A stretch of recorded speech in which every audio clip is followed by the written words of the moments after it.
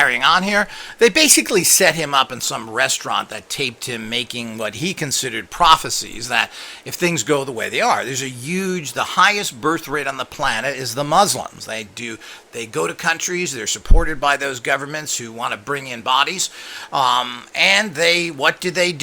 They breed and breed and breed, and they will take over just by that sheer numbers of births. We've already seen it happen, and it happened in a remarkably short period of time. Now, in the early 70s, seeing actually Mexicans to any great extent was not that much. Now we talk about less than, of course, not to take it to modern times, but in 30 years, by the year 2000, Mexicans had taken over as the majority of Southern California very quickly and easily. Simple as that. And they all had jobs, they're all working together, and that's how it all goes. So we need to fully understand that of what's going on, of how easy it is to do. Now, they're really, the Europeans have brought people in for their own reasons, again, to crowd up their spaces, increase prices for the rich. And, of course, the rich then get welfare because who pays for all these immigrants? Well, the citizens of those countries pay for it. But the rich get richer. And there's less caring. There's absolutely no caring about countries or anything else. It's a power structure headed by the Russians control Europe with their basically their poodle, the Germans, based and further by the Islamic group in Turkey, etc. It's really the Russian-German Islamic Federation who runs all of Europe. Certainly, and of course they use as I said, they use the Deutsches as their little poodle. So it's all over the world. So this is what has to be understood. So he's kind of living in this fantasy of the great empires and what they did and looking at this and not understanding all the atrocities. And you can't go back to fantasy times. This is not a novel.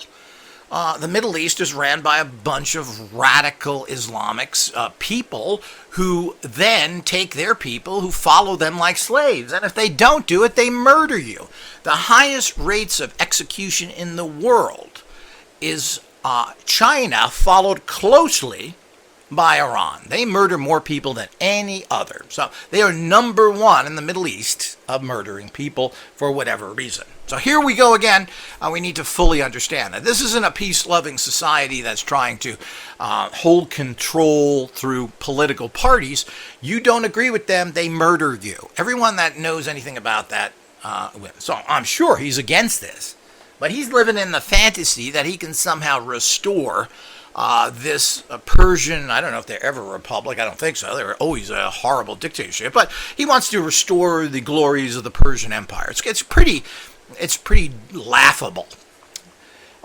If there really was any. Certain people have built certain societies and then off the blood of others and then claim them to be so great. Well, I'm not sure that's great. The only great societies who basically did the same thing in Europe were the Romans. The Romans, of course, took everything from the Greeks took everything from the Egyptians, and they were quite an amazing people who built all sorts of things. But did they stay in their own country? No.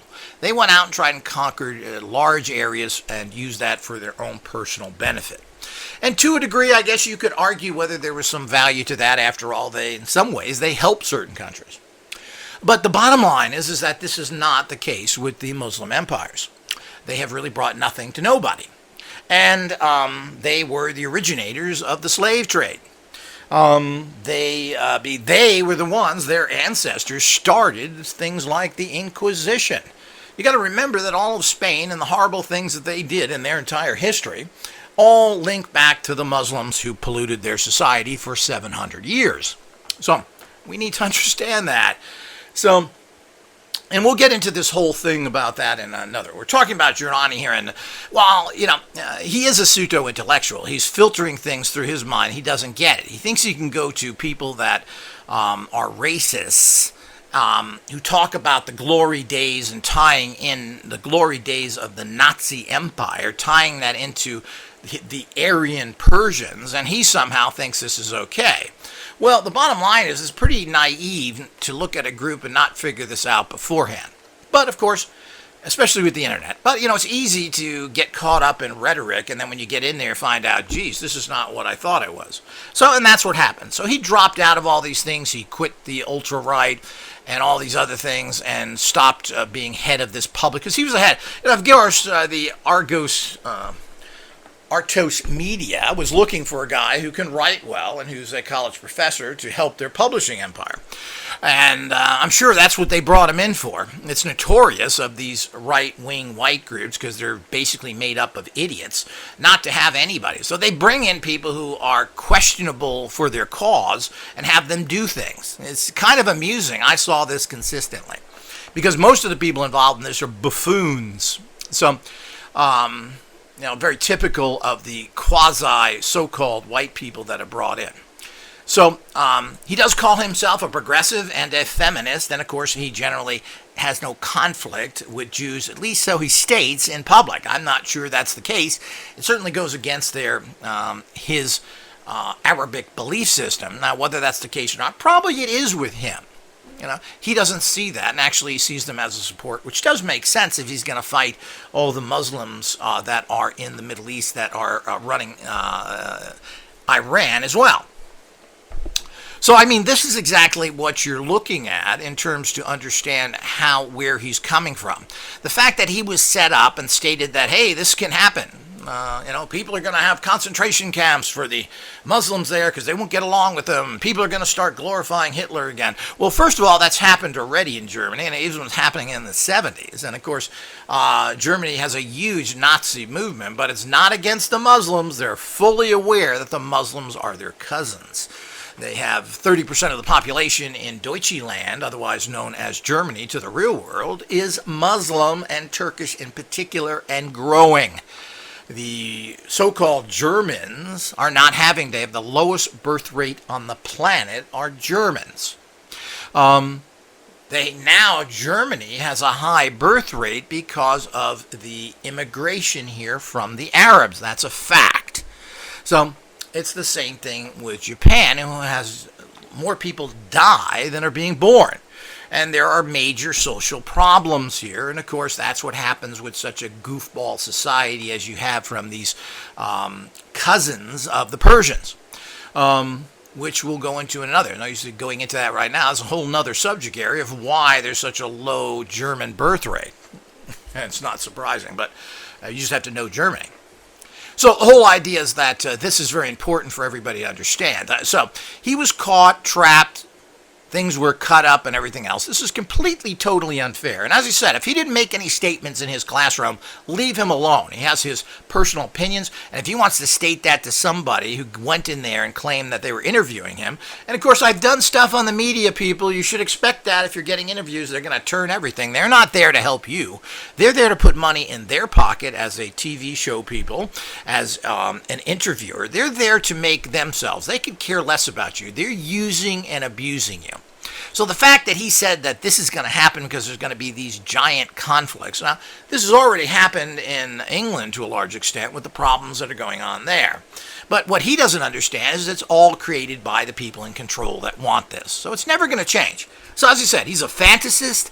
He lives in a fantasy. He's trying to combine what he thinks coming from his upper middle class, no problem reality, going from one safe school to another. He's never punched a guy in his life or even been threatened. What happened in Long Island? What happened? He ripped his pants when he tried to pick up a $10 bill on the ground. The whole idea is that this kind of juvenile understanding of the world has got him into trouble. And the fact that this will happen because of an enormous birth rate from a very hostile group of people who have stated they want to destroy the West and everything there. So what does the West do? Well, they invite him in. But there's a reason for this. And I will cover this and other things and go through this whole Russian-German Islamic Federation problem. So this is what's happening in the world. This is just facts. This has nothing to do with anything.